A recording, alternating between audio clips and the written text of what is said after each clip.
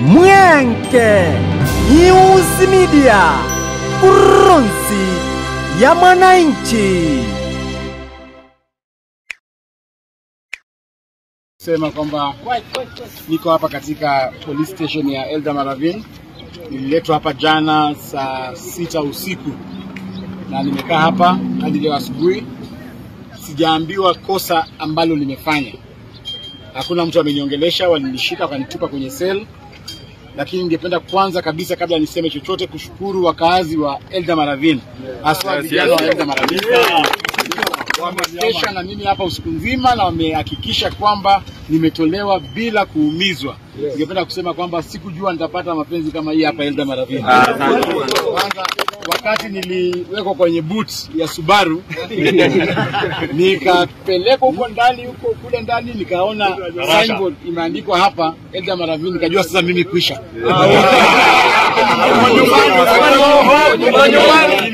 Nashukuru sana kwa sababu hii vita ambayo tunapigana ni vita ambayo inasaidia Wakenya wote.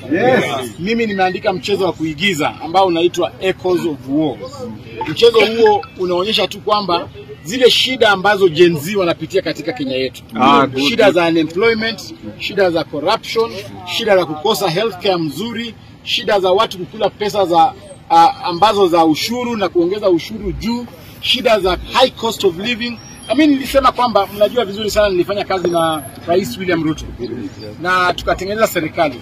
Wakati tulikosana kimawazo, nilisema mimi sitakuwa kama wanasiasa wengine waende kwenye podium waanze kutukanana. Hapana, nitatumia talanta yangu kuexpress yale ambayo yako moyoni mwangu. So nimeandika mchezo huo na bahati mbaya ni kwamba wamekataza wasichana hao kuperform katika nationals. Mimi ningependa kusema kwamba kwanza nasherekea wale wasichana wa Butere Girls. Wale wasichana hao ni mashujaa. Hao ni mashujaa kwa sababu wamejionyesha kwamba hao ni wazalendo wa Kenya. Wamekuwa tayari kupigania wa Kenya, wamekuwa tayari kuonyesha mchezo wao, na leo vile wamepelekwa kwa kwenye stage na mapolisi na bunduki, wamesema kwamba ile play ambayo wataperform leo peke yake ni ile national anthem. Hiyo ni ishara ya uzalendo katika nyoyo za hao wasichana. Ningependa kuwasherekea na kuhakikishia Wakenya kwamba mchezo huu Echoes of War utafanywa. Kama utafanywa na wasichana wa Butere ni sawa, na kama hautafanywa na wasichana wa Butere, tutatembea Kenya nzima, tutafute wale watu raia wa kawaida. Tutakuja hapa Eldama Ravine mtupatie actors wakubwa na wazuri. Tutawaga nyinyi wenyewe mfanye hiyo mchezo.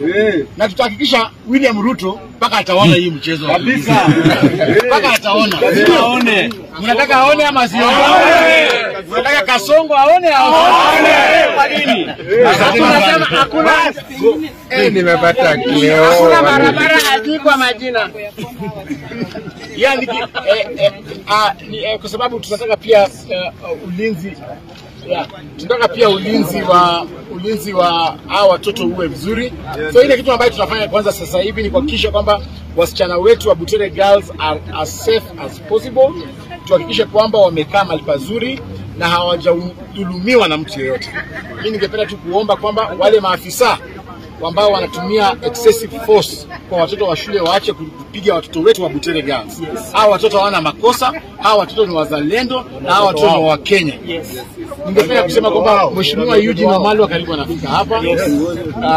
Na waheshimiwa wengine wanafika kwa dakika 5 tutakuwa nafika, alafu tutaweza malizia. Labda tu kidogo mheshimiwa, labda raia pia waongee hapa. Makosi kabla ya raia waongee, nasikia pia wasichana 15 ya Butere Girls are missing. That is why nimesema kwamba tulikuja na watoto 38 wale ambao walikuja kuperform play hii, lakini sasa hivi tunaambiwa kwamba watoto 15 hawapatikani. Ningependa wale maafisa ambao wako in charge ya watoto, unajua ni tuko katika area ya abduction, tungependa tujue watoto wetu wa Butere Girls 15 wako hapa. Tunawapatia less than 1 hour. Polisi na wale officials wote wa produce all the children of Butere Girls. Because sasa hivi tunaambiwa 15 students are missing. Kwa nini mchukue watoto wa shule mnawapeleka wapi?